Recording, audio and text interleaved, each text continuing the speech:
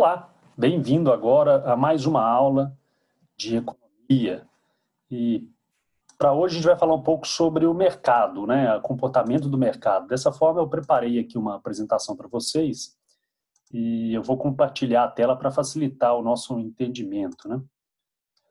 Então, o que a gente está falando? A gente já foi da parte introdução, a parte introdutória do livro, tá estudando esse livro aqui na disciplina. E a gente agora já vai para a parte 2, ou seja, como funcionam os mercados. E aí vamos falar para o capítulo 4, que é essas forças de mercado, que é a oferta e da demanda, né? A primeira coisa que a gente tem que saber é o que é o mercado. O mercado é um grupo de pessoas, compradores e vendedores que transacionam aí um bem, um serviço, um produto. E esse mercado ele pode ser altamente organizado, global, preços padronizados, negociado em bolsa de valores. Então, são as commodities agrícolas, seria um exemplo. Aí pode ser menos organizado. Você vai lá, compra um sorvete, um alface do mercadinho da esquina, ou seja, é menos organizado, né? E esse mercado também ele tem a questão da competição. Então, competição é a quantidade de players, né? A quantidade de pessoas que estão nesse mercado. Tanto pessoas que vendem o produto, quanto pessoas que compram, né? Produtos muito específicos, geralmente não tem grande competição. Outra coisa também é a diferença entre um produto e o outro. Se o mercado ele tem pouca diferença entre um produto e o outro, ele tende a ser mais competitivo, né? A gente tem um conceito que a gente vai explorar depois, que é o conceito de competição perfeita, perfeitamente competitivo. E aqui, o que eu vou falar hoje pressupõe que é isso, que o mercado é altamente competitivo, ou seja, muito grande de pessoas oferecendo, um número muito grande de pessoas comprando, e os produtos entre as diferentes pessoas que oferecem não tem grande diferença, né? Então, se você comprar do Pedro, do João, do Manuel, da empresa X, Y, Z, está na mesma. Então, é altamente competitivo, né? A primeira coisa que a gente tem que imaginar são dois lados. De um lado está a procura, que é as pessoas que querem o produto. Então, a gente chama de demanda. A quantidade demandada, ou seja, é a quantidade de produtos que uma pessoa tem interesse em comprar. Só que existe uma lei da demanda que essa quantidade que você está a fim de consumir depende de um dos grandes fatores, é o preço do produto.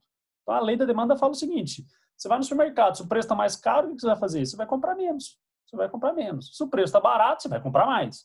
Ou seja, uma alta no preço gera uma redução da demanda. Então, aqui, só para a gente costuma colocar isso em gráfico, que é inversamente proporcional.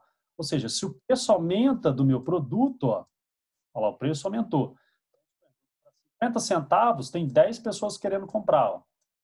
Se esse preço vai para R$ 2,50, aumenta R$ 2, ó, diminui. Agora eu tenho duas quantidades só de produtos querendo ser vendidos. Né? 10 produtos a serem vendidos, 2 produtos a serem vendidos.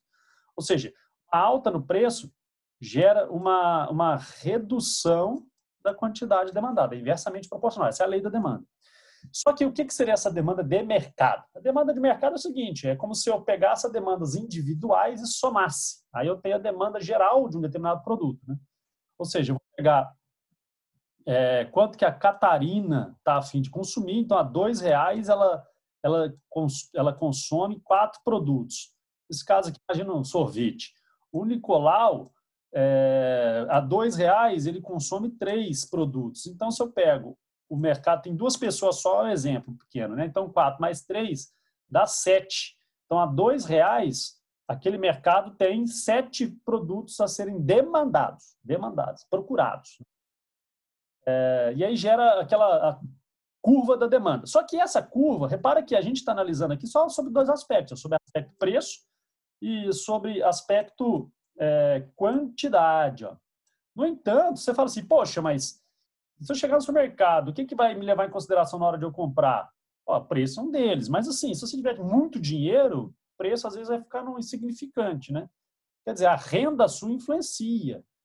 Então, dessa forma, quando a gente analisa 2 aspectos, a preço e quantidade, a gente joga um terceiro aspecto, suponhamos um aspecto renda, ele muda a curva de lugar. Né?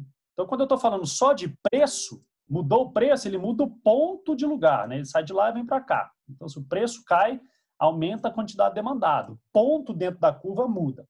Agora, se eu falo o seguinte, se eu aumentar uma outra variável que não seja nem preço nem renda, não preço nem quantidade, se dispõemos a renda, eu falo assim, poxa, aumentou a renda da pessoa.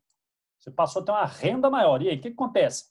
A demanda vai aumentar, só que não aumenta no ponto. Ela desloca a curva para o lado. A curva, ela está num lado, ela vai para outro, assim, deslocou. Né? Então, essa é a lógica, né, do aumento. Aumentou a renda, a curva deslocou. Então, por exemplo, a R$3, antes tinha uma demanda de 7. Aí as pessoas começaram a ficar mais ricas, mais pessoas vão querer comprar aquele produto.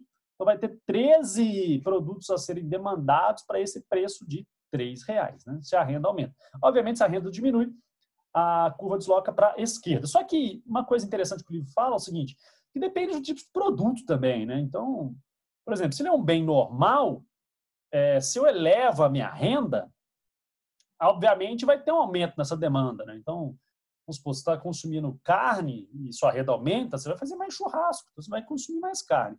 Só que existe o que a gente chama de bens inferiores. Os bens inferiores. Ou seja, aquele bem que quando você troca, né? Então, vamos supor, você consome, você tem uma renda baixa, então você consome carne de terceira, né? Que é a carne mais barata.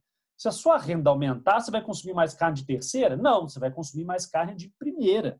Então, quer dizer, você vai cair a demanda por carne de terceira, né? Então, exemplo também de ônibus. Passagens de ônibus. Se a renda das pessoas aumenta muito, as pessoas deixam de andar de ônibus, passam a andar de táxi, passam a comprar um carro. Então, ocorre o fenômeno inverso. Então, a renda, às vezes, reduz a demanda dependendo do tipo de produto. Se ele é um bem inferior ou se ele é um bem normal. Bens inferiores, as pessoas geralmente procuram só quando você tem a renda baixa.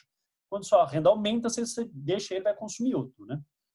Há também, além da renda, tem as questões, o outro fator são os bens relacionados. Né? Por quê? Poxa, às vezes você vai no supermercado, existem bens que estão relacionados. Por exemplo, bens substitutos. O que são os bens substitutos? Margarina e manteiga. Esperamos que você consome margarina, consome manteiga, e aí o preço da manteiga sobe. E aí o que você vai fazer? Você fala, poxa, tá cara a manteiga, hein? E a margarina tá cara? Aí você olha, poxa, a margarina tá com preço legal. Aí você vai, se subir o preço da manteiga, você vai deixar de consumir manteiga e vai consumir margarina, que é um bem substituto, né? Ou seja, o aumento no preço de um bem, manteiga, por exemplo, leva um aumento da demanda do outro. Porque aumentou o preço da manteiga, você vai para a margarina, então o pessoal procura mais margarina. Ou então tem os bens complementares. Ainda dentro dessa questão da margarina e manteiga, vocês vão pensar na manteiga mesmo. O que é um bem complementar da manteiga? O pão. Pô, ninguém geralmente não consome manteiga de colher, né? Você consome a manteiga, seja para fazer um bolo, passar no pão. Então vamos comparar pão e manteiga.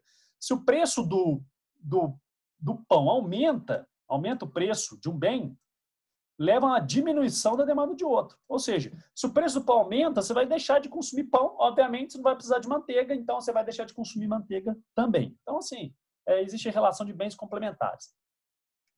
Eu falei renda e produtos, bens aí, mas bens relacionados, mas a gente tem outra, tem gosto, expectativa, número de compradores. Então, assim, tem N fatores a mais que mudam também esse deslocamento da curva da demanda por um lado e para o outro, né?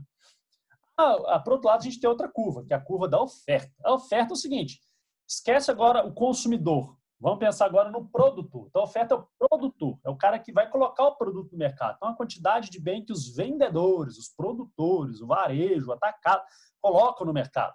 Então, a capacidade que eles estão de vender aqueles produtos. A lei de oferta é o seguinte, imagina que você é um produtor rural. Aí, você está vendo que o seu produto está cada vez mais caro. O que você faz? Você vai aumentar a sua produção. Você vai querer produzir mais. Pô, você tem usina acontece muito isso. A usina sucroalcooleira produz álcool e açúcar. Quando o preço do açúcar está mais caro, o que eles fazem? Eles deixam de produzir álcool e começam a produzir mais açúcar, porque é mais interessante produzir açúcar. Quando o preço do álcool fica melhor, aí fala, opa, então vamos parar de produzir açúcar, vamos passar a produzir álcool. Então eles vão ofertar mais aquilo que tiver melhor preço. Dessa forma, ao contrário aí da demanda, quando o preço aumenta, aí fica mais atrativo produzir aquilo, a demanda, a oferta aumenta. É a oferta. A oferta também de mercado é igualzinha, a lógica. Você considera a oferta de um produtor, de dois produtores, então de mercado é a soma de todos os produtores, né? E também é o mesmo esquema. Essa curva, ela desloca para um lado e desloca para o outro. Que vai depender do quê? Vai depender de fatores, como, né, o preço dos insumos, tecnologia, expectativas, número de vendedores e demais. Então, tem N fatores aí, o livro detalha alguns deles, que desloca essa curva para um lado e para o outro. E aí, obviamente, quando eu coloco os dois juntos, eu vejo o que os produtores estão a fim de oferecer, o que os consumidores estão a fim de consumir, eu tenho um equilíbrio de mercado, que é o cruzamento, eu tenho a oferta e a demanda, ele me dá um ponto de equilíbrio, né? Olha só, aqui no caso, ó, eu tenho uma demanda para um preço de 0, 19,50 centavos, 16, 13, 10, 7, 4, vai caindo, né? Então, à medida que o preço aumenta, cai a demanda, só que aumenta a oferta. Aí existe um determinado preço em que há um equilíbrio, os dois se equilibram. Então, a quantidade de pessoas querendo vender é a mesma quantidade de pessoas querendo cair. Então, esse a gente chama de preço de equilíbrio e quantidade de equilíbrio. Tá aqui. Então, aqui eu tenho a oferta, aqui eu tenho a demanda, esse preço é o equilíbrio. Então, o mercado ele trabalha com esse preço de equilíbrio. O mercado vai trabalhar em torno de R$ 2 e vai ter 7 pessoas consumindo, né? E, obviamente, imagina que esses preços mudem. O que acontece se fosse R$ 2,50? R$ 2,50 fica bom para o produtor. Então, o produtor vai querer oferecer 10 produtos no mercado, porque está legal, mas fica ruim para o consumidor. O consumidor, para R$ 2,50, está afim só 4 produtos. Opa, então o produtor vai encher o mercado, vai ter um excesso de produtos no mercado, nesse caso aí de 6 produtos a mais, vai ter um excesso de produtos no mercado, então um excesso aí de produtos. Agora, se o preço fica barato demais, o que acontece? A demanda fica legal, o pessoal vai querer consumir aquilo, tem 10 produtos querendo ser comprados. Por outro lado, só tem 4 produtos querendo ser oferecidos. Por quê? Porque está barato, os produtores vão oferecer outros. E aí vai faltar aqui, vai faltar produtos no mercado. Tem muita gente querendo consumir e pouco produto oferecido. Obviamente que isso geralmente gera o equilíbrio, né? O preço aumenta e volta a equilibrar. Por exemplo, se o preço está barato demais, muita gente vai procurar. Então, vai ter uma procura alta, uma demanda alta, e automaticamente os preços tendem a subir, e aí ele encontra aquele equilíbrio ali dos dois que a gente mostrou. Agora, esse equilíbrio também ele muda de acordo com o preço de outros fatores, né? A renda, igual a gente viu. Aqui vamos pegar o caso da oferta. Então, imagina que o preço do insumo subiu. Então, insumo do quê? De sorvete. O cara é produtor de sorvete. Aí o preço do açúcar subiu. Se o preço do açúcar subiu, obviamente, poxa, então o preço do insumo aumentou, então ele vai reduzir a quantidade de oferta daquele produto. Então, automaticamente, a sorveteria vai oferecer menos, porque o preço do açúcar está muito caro. Então, vai fazer o quê? Vai deslocar a curva para a esquerda. Deslocando a curva para a esquerda, encontra um novo ponto de equilíbrio, nesse caso é de 2,50, então o preço que era de 2 de equilíbrio sobe para 2,50. E aí vai fazer o quê? Vai diminuir a quantidade demandada, só 4 produtos a ser vendidos. Moral da história, sobe o preço do insumo do sorvete, o açúcar, a sorveteria perde venda, começa a vender menos, porque o preço do sorvete sobe, né? Então, automaticamente, as pessoas vão querer menos. Né? Em termos matemáticos, desloca a curva de oferta. Tudo bem, pessoal? Deu para vocês entenderem um pouco sobre o comportamento aí dos mercados? Espero que vocês tenham entendido. Capítulo 4, até a próxima, que a gente vai falar do capítulo 5. Abraço a todos.